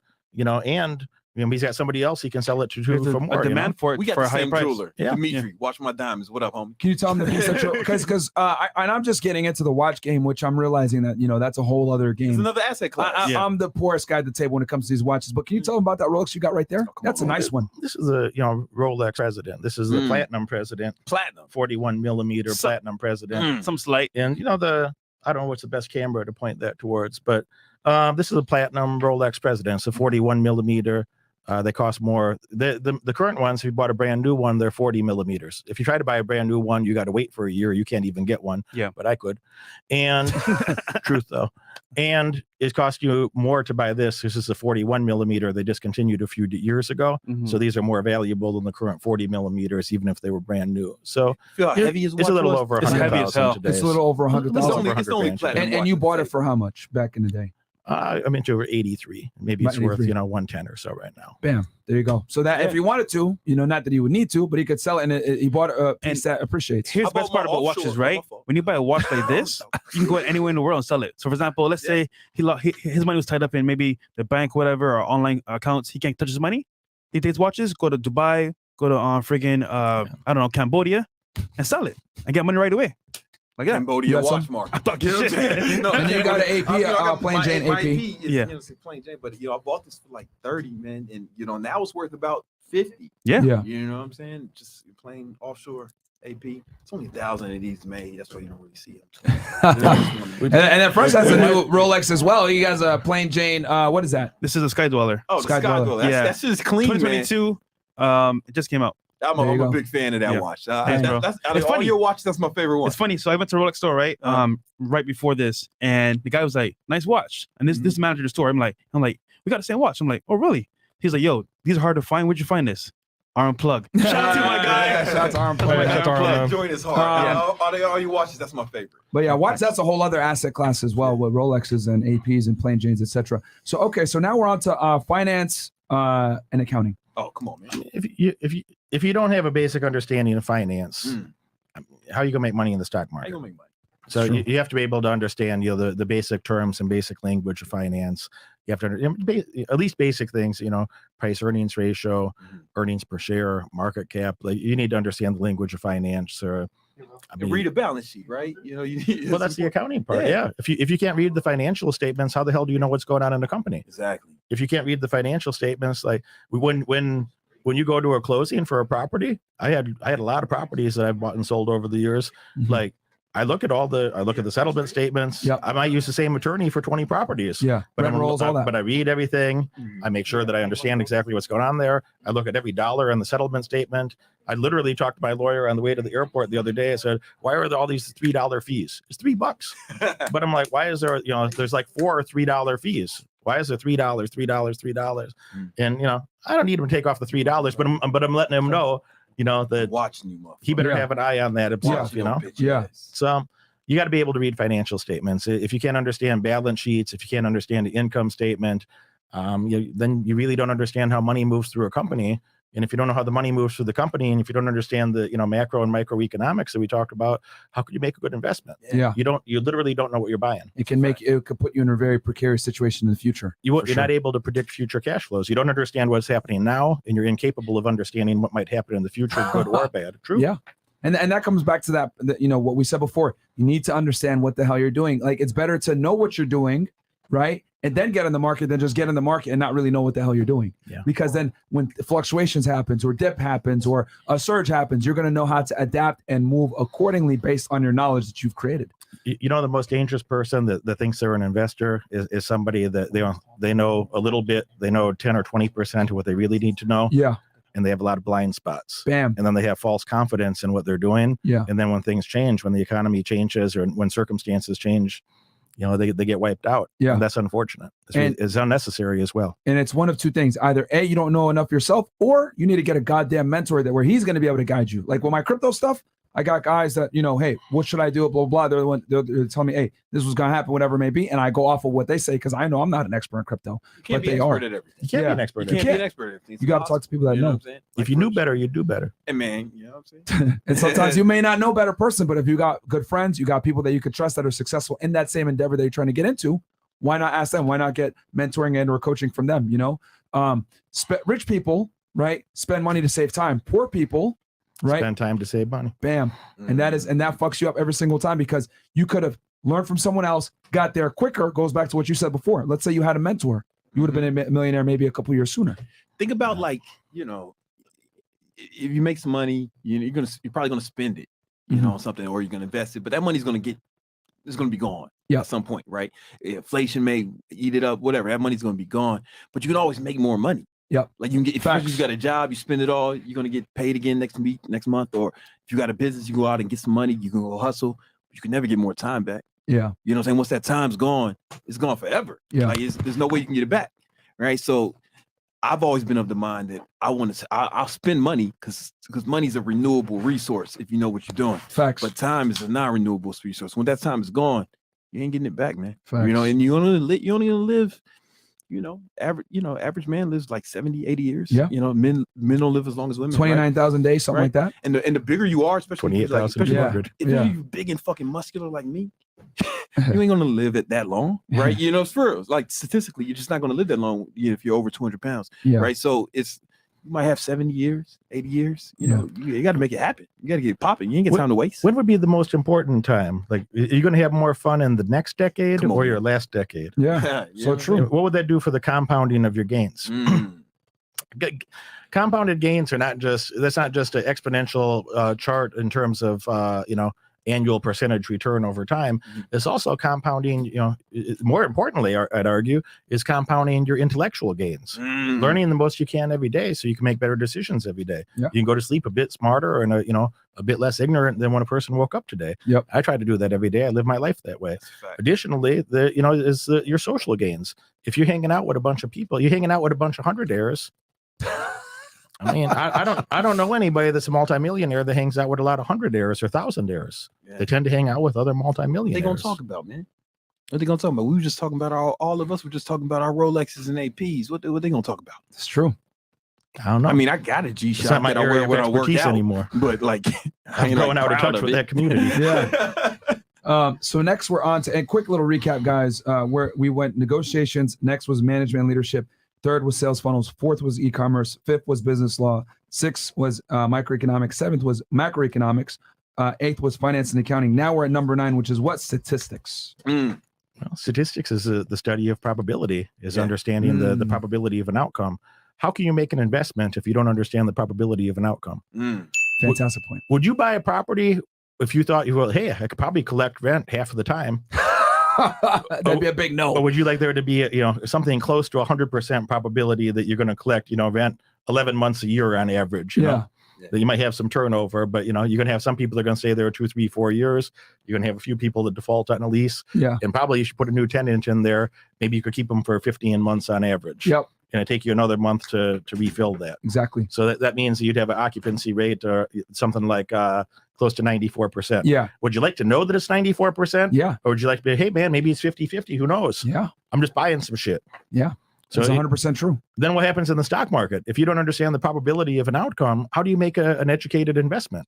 Then you're just gambling, man. You just out here gambling. If you don't understand basic statistics, you're gambling. You don't know what the fuck you're doing. And I don't mean that in a disrespectful way. I'm saying like that's a cautionary tale. If you can't understand the probability of an outcome, you're risking your life savings. You're risking your pride, your dignity, I mean, the quality of opportunities that your loved ones and your friends and your family are going to be able to enjoy in life. Nothing important, just your life. It's your life. Probably you should understand the probability of an outcome so you can make, better decisions and, have a higher, what would that do for your confidence if you had a high level of certainty that your investments are going to make you money over time? Absolutely, man. I mean, like, I'll give you guys an example, just use myself.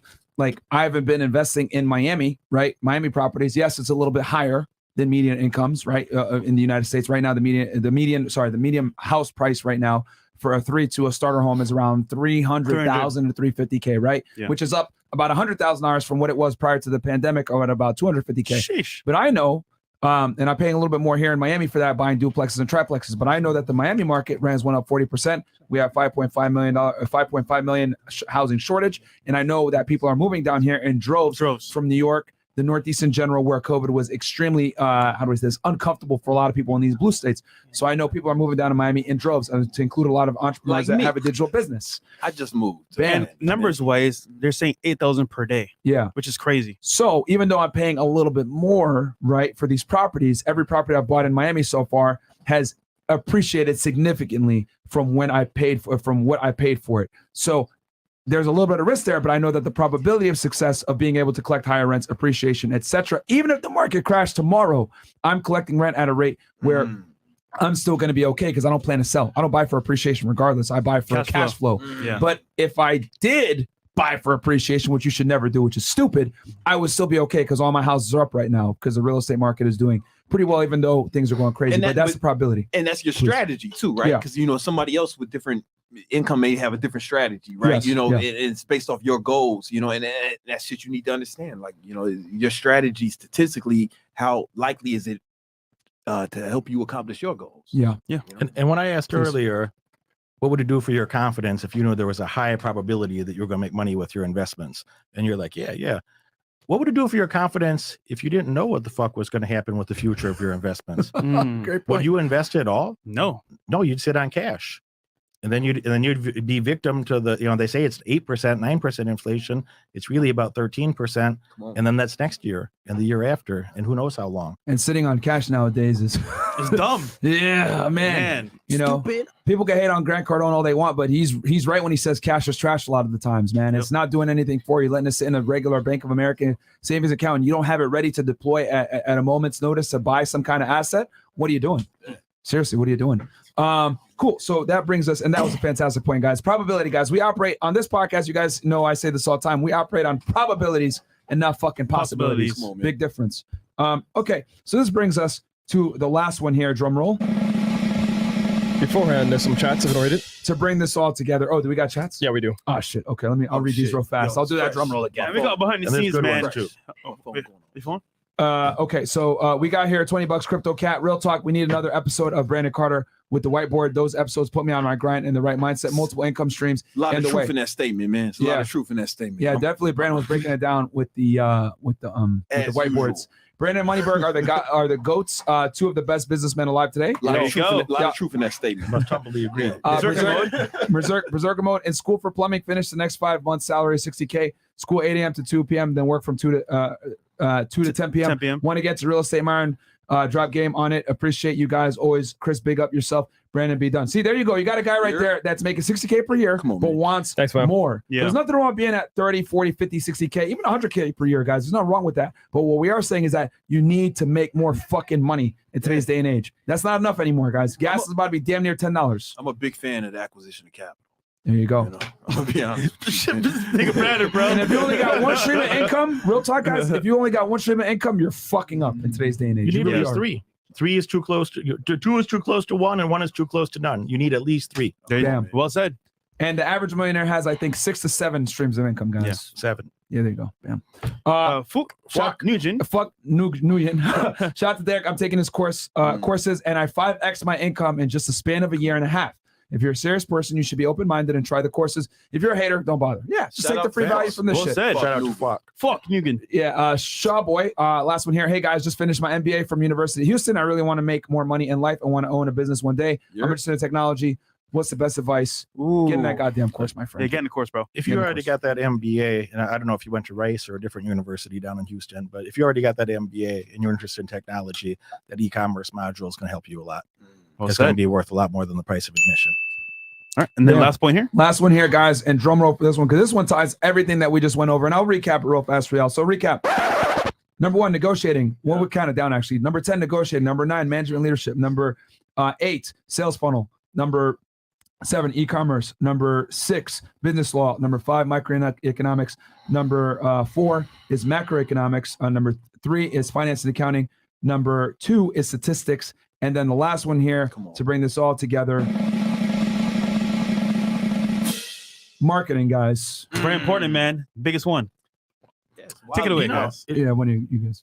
a wise man told me, What'd he say? a wise fella, he explained that there's, kind of a quadrant of marketing that like, if you have to think about a quality of product, like high quality product versus low quality product, right? And then good marketer versus bad marketer. If you can imagine that quadrant of those 4 possibilities. So, if you had a low quality product and you're a bad marketer, then nobody knows about it. Nobody knows you exist. All right. And that's probably a good thing. Yeah, nobody knows about It's your probably bullshit. a good thing, because if you're full of shit, if you got a piece of shit product and nobody knows, then I mean that's better than some other outcomes. Yeah. If you got a great product and nobody knows, That's a tragedy, man. if you got a great product, nobody can support you. Yeah. You might have been able to help a lot of people, Come but on, if you man. don't go tell people about it, if you don't put the world on notice, hey, if you're a certain type of person, this is going to make your life a lot better. There'd be a lot of people who would be happy to make that purchase, but because you didn't take the time to learn how to market yourself, they never found out. You know? That's a tragedy. That's a tragedy, man. Now, another opportunity or another permutation here is that you have a low quality product and you're a great marketer. And now everybody knows you're a piece of shit. And everybody knows you got some bullshit. You That's let them- probably like the worst possible outcome, right? Yeah. Like if you're good at marketing, but you're selling some old bullshit, Yeah. that's probably the worst. Now everybody knows you full of shit, and they find out. You tell more people how bad you are. So you want to be in that 4th quadrant where you have a high quality program or high quality, something, product, service, something that you can offer the world that they're going to love it. And they're going to come back and they're going to want to work with you more. They're going to tell their friends and family proudly. All right. You see clients of mine come in here and they say, yeah, I fuck with Derek and Come on, man. I made money, helped my life. Because it works. Because it works.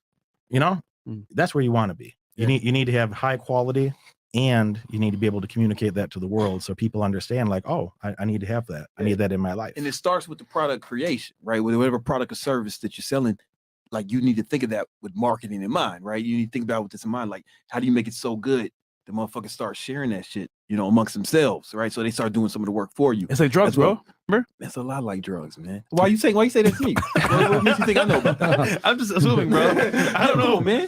Why it's on black? No, No. just kidding. I'll fuck Maybe. You have to have high quality. You have to deliver a high quality product or service to the world. And when you do that, you're going to have a good reputation. People are going to say good things about you. They're going to come back and work with you again. And I think if nothing else, if you were a total scumbag piece of shit, low integrity bitch, if you were the worst fucking human on earth, it would still be in your selfish best interest to make high quality products or services. Because how much money does it cost to get a new client or customer versus to maintain a relationship with somebody that already fucks with you? Yeah. Right.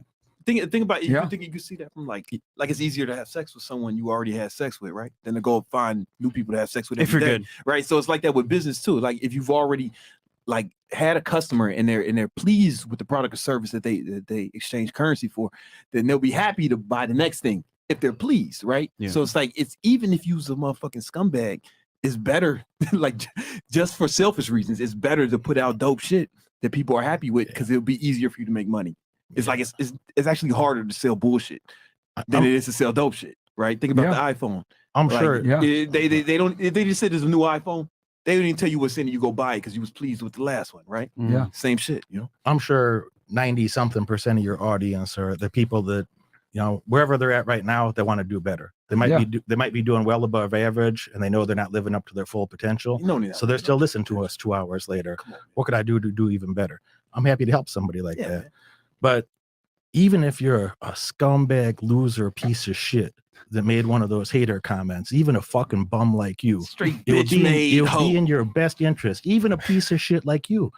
It would be in your motherfucking best interest Pussy. to do yourself a favor and strive to be more, strive to provide more to help other Don't people. be a bitch forever. When you help other people Like, accomplish their goals, you won't be a broke hoe. Not forever. You won't be a hopeless cunt your whole life. Your Even whole even a scumbag piece of shit that made a hater comment in here. Yeah. You could do better, you fucking bum. You could do better, you bitch. The 10 commandments of wealth. If you believed in yourself enough to invest in yourself, which you probably don't. Yeah. Probably if you don't. believed in yourself enough to invest in yourself, even the scumbag piece of shit that made some of those nasty comments You have a could path do to better. salvation. Could have a path to success, a path to a respectable life. Better ways and brighter days. Stop having sex with relatives. Stop having sex with girls who Yeah, cry. man. Stop fucking ugly girls. At some point in your life, do you want to fuck ugly girls forever? This nigga, bro. Even a scumbag like that could do better. Fresh So, fit only, man. for the other 95% of you, you know it's going to help. I'm not talking to you. I'm not talking to you. But for the lowest, the 2% scumbag, incestuous birthed babies born from a parent's ass, mother, father, who knows? Yeah, man. Even those of you born from a parent's ass who made some of those comments, it could even help you, you poor bastard. It can even help you. And imagine if you don't, man. What kind of outcomes do you think they get, man? Like imagine, they just they stay a hoe forever. What they gonna say when their kids come home from school? Their ugly son, they're gonna show up from school and they're gonna say, "Daddy, you're gonna be ugly. Are we because his wife's poor? ugly. Yeah. Daddy, are we poor? What are you gonna lie to the boy? What are you gonna tell the little ugly bastard? Is it even your son? Yeah. You think your girl was faithful to you? She settled for you. And she'll fuck you. She'll fuck faithful to you. anybody, man. Who won't she fuck if she fuck? She ain't got no standards. What are you gonna tell She your fucking little your daughter? broke ass. What are you gonna tell her? What are you gonna tell this ugly little daughter Yeah. when he comes back? Yeah. When she comes home from school, having disagreements. Yeah. She comes home crying. Say, Daddy, how come all the girls in school are prettier than me? Yeah, because I was too poor to find a beautiful wife, so I ended up with your ugly ass, with your You're mom. gonna have a little You know what girl I'm with snaggle tooth, and you ain't gonna be able to pay for her braces, you fucking bum.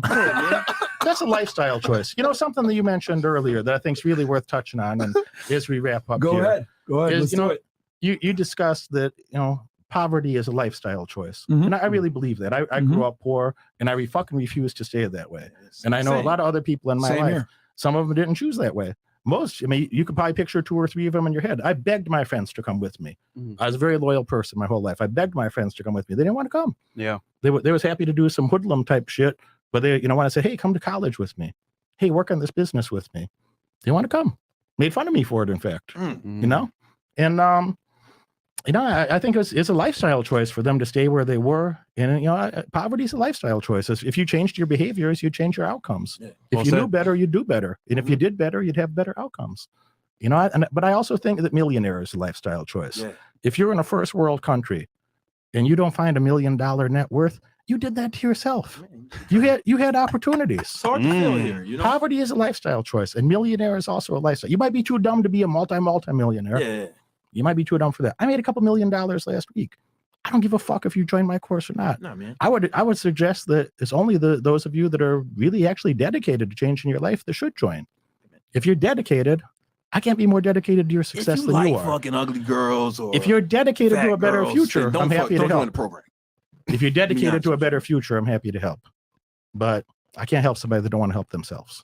There you go. That's a Man, fact, man. I don't think people understand, because the thing is, a lot of people are in a victim mindset. I'm poor because I'm black. I'm poor because I grew up in a bad neighborhood. I'm poor because I didn't have a dad. Single mom I'm poor, I'm poor because of systematic racism. Whatever the fuck bullshit excuse. Yeah. Bro, my dad came to the United States in the 1980s, didn't speak a lick of the fucking language, drove a cab in Brooklyn, New York City in the 80s when it was the most fucking dangerous it ever was, robbed multiple times, hit by a car, figured it out. Now he's making 6 figures a year. But we were poor growing up. He didn't figure this shit out until after I was way out of college and I was already a federal agent in fucking South Texas chasing cartel people around. But he did. But he figured it out at some point, okay? It took him 10, 15 plus years, but he did it. You fucking assholes, born in this country, right? With all the opportunity. speaking English, all right, which is a blessing in itself, the language of business, and you're fucking poor, you're a fucking loser. Because I'll tell you this, when I was growing up, my dad always used to tell me, if I was born in this country, I'd be a doctor. If I was born in this country, I'd be a lawyer. I'd be a multimillionaire. You have the opportunity in fucking lifetime. So anytime I brought back C's, he would smack the shit out of me and say, yo,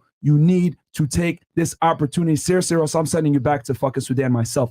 There's a reason why immigrants win, because they don't sit there and cry and fucking bitch like the rest of you guys. Some of you guys are in the chat right now, broke as fuck. Oh, well, I'm here because of the glass ceiling and systematic racism and all this other fucking pussy shit. Yo, you're poor because of your life decisions. Get out of the fucking matrix. If you argue for your limitations, you get to keep them. You know what I'm saying? Bam. Like if you argue for your limitations, like they say people are self-made millionaires. What self-made thousandaires too, right? You know what I'm saying? Everybody's self-made homeless people, right? You know what I'm saying? One other thing too, because we got a bunch of guys watching, 3,500 guys in here right now. Let me tell y'all something. You don't have a pussy. You don't have long hair. You don't have eyelashes. You can't sell feet pictures on OnlyFans, motherfuckers. You can't go and work at a strip club and make a couple $1,000s. You have no choice but to be successful as a man. You don't get the benefit of being able to go on a yacht at 18 years old with no fucking career. Not enough gay dudes out here. It is not enough. Gay dudes balling out here for you to support your You got to make it happen. I got a gay uncle, Pretty Ricky. Pretty Ricky, man. He's sugar daddy, man. You know what I'm saying? He's like young, but it's only a few Pretty Rickies. You know Pretty Ricky don't date no losers. And he ain't fuck with your loser ass. He don't fuck with no losers. The guys, he has to make some of themselves. You know what I'm saying? He got young pretty man on the rise. Man. But I think the point here, guys, if you're an American man, you're here in a first world country, you have the options here for YouTube, learning, school, take advantage, man. And at the same time, immigrants come here, have nothing. Because I've only been here for what, 5 years? And look where we're at, bro. So it's work your ass off, man. You might as well. Yeah, man. You got an immigrant and 3 people that came from poverty at the fucking table with Rolexes on right now. Mine is an AP, but Sorry, sir. Sorry, my bad. Sorry. My bad. Always pimping. But guys, I mean, honestly, if you're poor, it's a life decision. It's up to you, man. Like I told y'all before, I'm harder on the guys than I am on the girls. Pause. Hypergamy is real. The dating marketplace has changed. If you're fucking broke, you don't have your shit together, you need to be a complete man in 2022, bro. The days of just running game and can openers, I mean, you came from that world back in the early 2000s. I helped build that world. Yeah, you have to be successful now. You can't just run game. Girls can verify if you're a loser on Instagram now. Yeah, man. 100%. They don't want no losers, man. Yo, fitness, money, mindset. Get on point, guys. Yeah, be the best you can be. All right, we got a show right now with some girls as well. Yes. And a special guest in the studio. Yeah. I don't know if you want to turn the camera, Chris, real quick. That's fine. Shout to in the studio in the back here. You got it? Yep. Hold on 1 second. Chris Wagner. Oh, shit. There you go, man. Let himself. I didn't even know he was in here. Shout out to him, bro. Man. So, guys, stay tuned for an awesome episode. And shout out to Brandon and Deb for coming through, man. Oh, man. Always a pleasure. Where can they find y'all? Listen, man, you can find me on, I'm most active on Instagram, King Keto, right? You can holler at me.